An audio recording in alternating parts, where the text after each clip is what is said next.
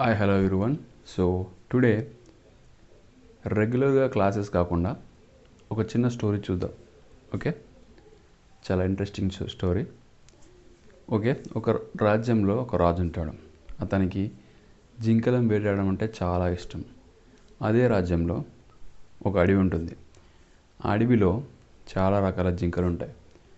ఒక జింక బంగారు జింక ఉంటుంది. ఆ జింక పేరు రావి జింక. అదేవిధంగా ఇంకో వెండి జింక ఉంటుంది, అది శాఖ జింక.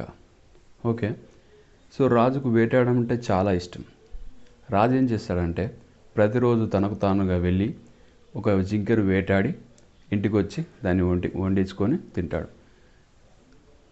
రాజుకు తను వేటాడిందే తినడం చాలా ఇష్టం, వేరే వాళ్ళు వేటాడితే తినడు. సో ఇలా రోజు జరుగుతూ ఉన్నది. రాజుకు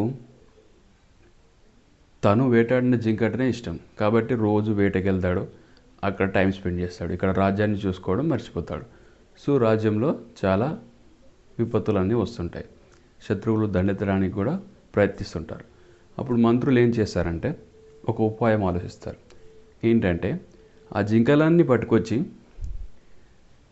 రాజు తోటలో పెట్టేస్తే రాజు ఇక్కడుండే వేటాడుకొని చంపేసుకొని తింటాడు అని ప్లాన్ చేస్తారు మంత్రులందరూ. అప్పుడు జింకలన్నీ తీసుకొచ్చి అక్కడ పెడతారు. అందులో రావి జింక శాఖ జింక కూడా ఉంటాయి. రాజు అంతా మంచిగానే ఉంటుంది, కానీ ఏం చేస్తాడంటే ఆ రావి జింక శాఖ జింకలు చాలా ముద్దుగా అనిపిస్తాయి, రాజుకి చాలా నచ్చుతాయి. వాటిని తప్ప మిగతా వాటిని అన్నిటినీ వేటాడుతూ ఇంటి దగ్గరనే తోటలో వేటాడుకుంటూ చంపేస్తాడు, తీసుకుపోయి వండుతారు, రాజుకి భోజనం తయారు చేస్తారు. సో ఇది ప్లాన్ ఏదో బాగానే ఉంది అని చెప్పేసి ఇలా జరుగుతూనే ఉన్నది. జరుగుతూ ఉంటే ఏమవుతుందంటే ఒకరోజు ఒక గర్భిణిగా ఉన్న ఒక జింకని వధశిల అంటే బండ మీద ఉంటుంది కదా, ఆ బండ దగ్గరికి వధించే బండ దగ్గర తీసుకొస్తారు. తీసుకొచ్చిన తర్వాత ఏమవుతుందంటే రాజు ఆజ్ఞ ఏంటి, రావి జింక శాఖ జింకను వధించకూడదు. అవి రాజుకు నచ్చాయి కాబట్టి. ఇంకా మిగతా జింకలు వేటాడుతుంటే అల్లకల్లోలం అయిపోతుంటాయి.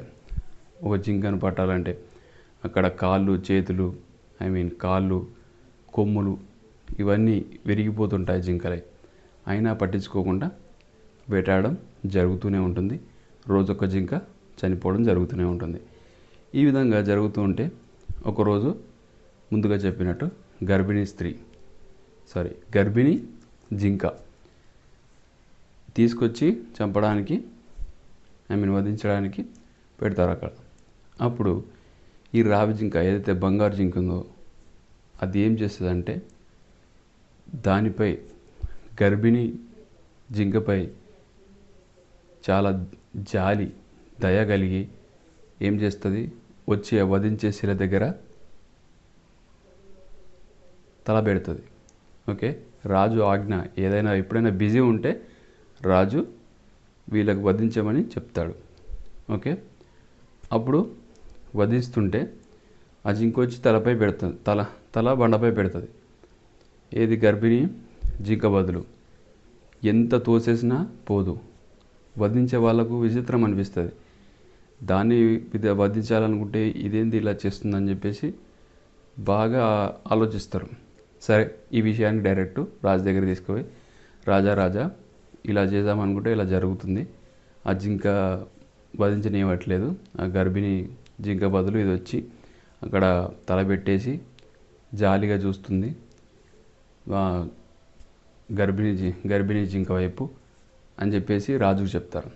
రాజుకు చెప్తే రాజు వస్తాడు. రాజు వచ్చి రాజు ముందట వధించమని చెప్తాడు. అప్పుడు కూడా అదేవిధంగా ఆ జింక వచ్చి అక్కడ తలబెడుతుంది, నన్ను నరుకుమని. సో ఇక్కడ రాజుకు జ్ఞానోదయం అవుతుంది. ఏంటంటే ఒక ప్రాణి కోసం ఒక మూగ జంతువు తనకు బదులుగా ఒక గర్భిణీ జింక బదులు తను తన ప్రాణాలు ఇవ్వడానికి సిద్ధపడుతుంది. అంటే ప్రాణ త్యాగానికైనా సిద్ధపడింది. అలాంటిది రాజు ఏం చేస్తున్నాడు? అన్యాయంగా వాటి ప్రాణాలు తీసి వాటిని తింటున్నాడు. రాజుకు అప్పుడు అర్థమవుతుంది, జంతువులకున్న కనీసం జ్ఞానం కూడా తనకు లేదని సిగ్గుపడి సిగ్గుతో కుమిలి ఆ జింకల్ని అన్నిటినీ విడిచిపెట్టమని చెప్పేశాడు. ఆ పైన రాజు మాంసాహారాన్ని పూర్తిగా మానేసి శాకాహారిగా మారి తన రాజ్యాన్ని ఇక వేటలు అవి ఇవన్నీ బంద్ చేసి తన రాజ్యాన్ని మంచిగా పాలించడం జరుగుతుంది. ఇక్కడ నీతి ఏంటంటే జంతువులకున్న కనీస త్యాగం మన మనుషులకు లేదు అని రాజుకు అర్థమైపోతుంది. సో ఇది ఎండ్ ఆఫ్ ది స్టోరీ.